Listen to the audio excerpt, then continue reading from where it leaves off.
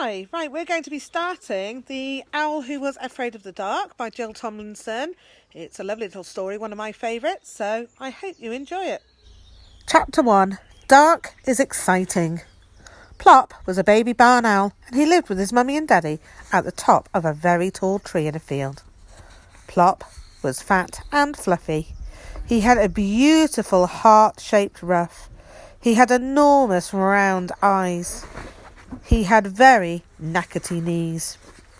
In fact, he was exactly the same as every baby barn owl that has ever been, except for one thing. Plop was afraid of the dark. "You can't be afraid of the dark," said his mummy. "Owls are never afraid of the dark." "This one is," Plop said. "But owls are night birds," she said. Plop looked down at his toes. "I don't want to be a night bird," he mumbled. "I want to be a day bird." "You are what you are," said Mrs. Barn Owl firmly. "Yes, I know," agreed Plop, "and what I are is afraid of the dark." "Oh dear," said Mrs. Barn Owl. It was clear she was going to need a lot of patience. She shut her eyes and tried to think of how best she could help Plop not be afraid.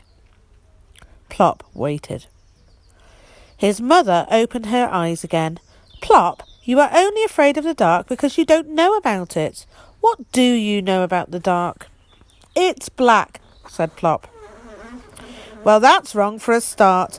It can be silver or blue or grey or lots of other colours, but almost never black. What else do you know about it?" "I don't like it," said Plop. "I do not like it at all." "That's not knowing something," said his mother. "That's feeling something. I don't think you know anything about the dark at all." "Dark is nasty," Plop said loudly. "You don't know that. You have never had your beak outside the nest hole after dusk. I think you'd better go down into the world and find out a lot more about the dark before you make up your mind about it." "Now," said Plop. "Now," said his mother. Plop climbed out of the nest hole and wobbled along the branch outside. He peeped over the edge. The world seemed to be a very long way down. "I'm not a good lander," he said. "I might spill myself." "Your landing will improve with practice," said his mother.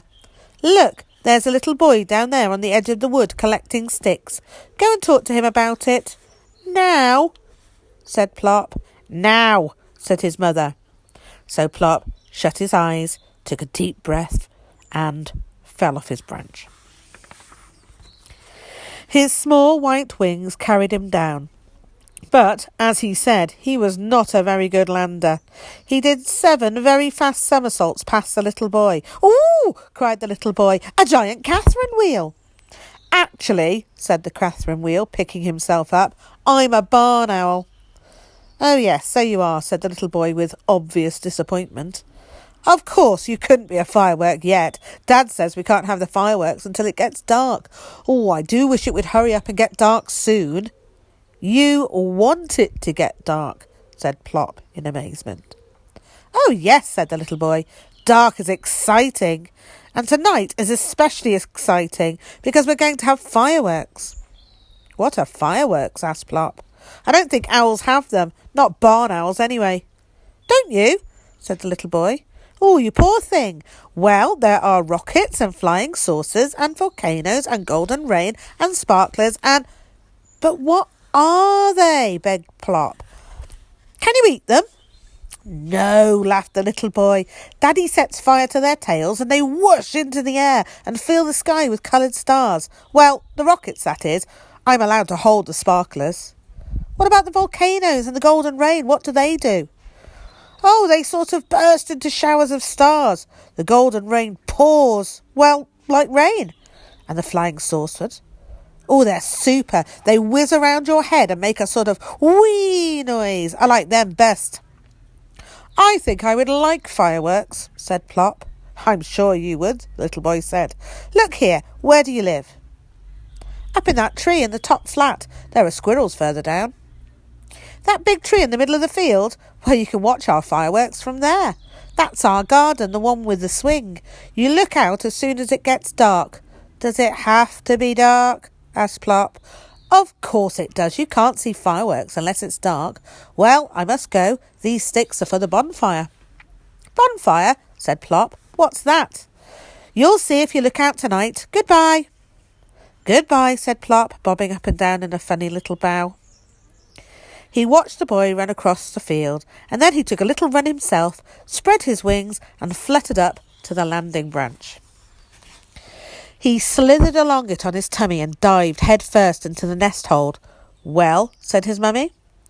The little boy says dark is exciting. And what do you think, Plop? I still do not like it at all, said Plop, but I'm going to watch the fireworks, if you will sit by me. I will sit by you, said his mother. And so will I, said his father, who'd just woken up. I like fireworks. So that is what they did. When it began to get dark, Plop waddled to the mouth of the nest hole and peered out cautiously. Come on, Pop, I think they're starting, called Mr. Barn Owl. He was already in position on a big branch at the top of the tree. We shall see beautifully from up here. Plop took 2 brave little steps out of the nest hole. I'm here, said his mother quietly. Come on. So together, wings almost touching, they flew up to join Mr. Barn Owl. They were only just in time. There were flames leaping and crackling at the end of the little boy's garden. That must be the bonfire, squeaked Plop. Hardly had Plop got his wings tucked away when whoosh! Up went a rocket and spat out a shower of green stars. Ooh, said Plop, his eyes like saucers.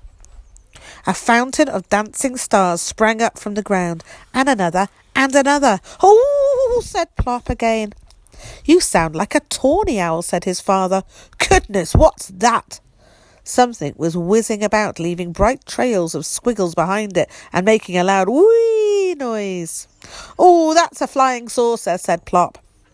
Really? His father said. I've never seen one of those before. You seem to know all about it. What's that fizzy one that keeps jigging up and down?